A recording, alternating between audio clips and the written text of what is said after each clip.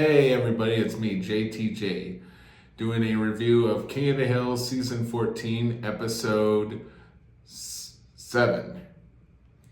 And the directors of this episode were Molly Helms, Annie Lee, and as per usual, supervised directing Wesley Archer.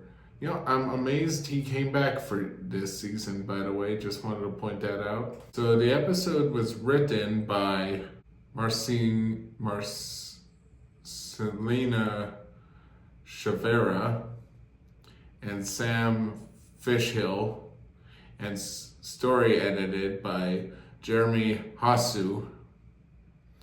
And it was also written by Erica Rosby, and it was developed by Saladin K. Patterson, and as per usual, it was created by Mike Judge and Greg Daniels. So this episode was essentially about Bobby wanting to bond with his dad before his dad dies, after he has an experience with a customer who is the same age as his dad, had the same personality as his dad, and he hears at the funeral how the son wishes he could have done more with his dad before he died.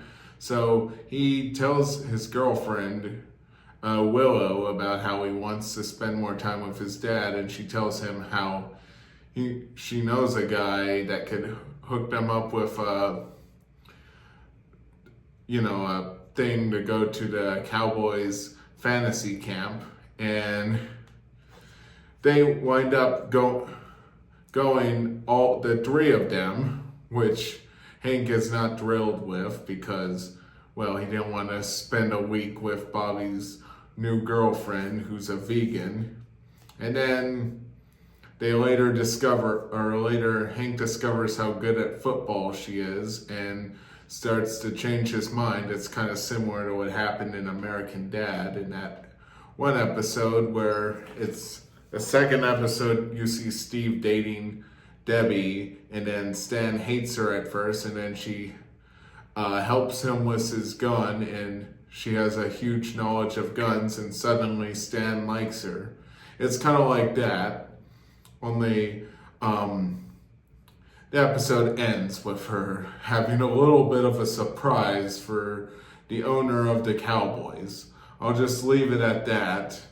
And also, side story, you see Peggy, she has her own library, those little library things people put on their lawns, and she thinks it's bringing the community together, but in reality, all it is doing is bringing the community bed bugs and making Dale a shitload of money because he has to spray for bed bugs, which in itself, I feel that it has to be illegal somehow. There can't be anything legal about that.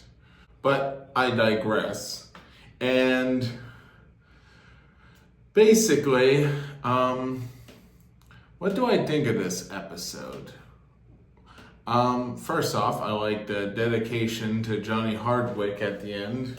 I felt it should have came a lot sooner than it did, but I'm going to give this episode props for that, not going to lie. Now, my rating for this episode, I think I'll rate it a 7.6. So it's a little bit higher than my last episode. I liked it a little bit more, but not by much. Yeah.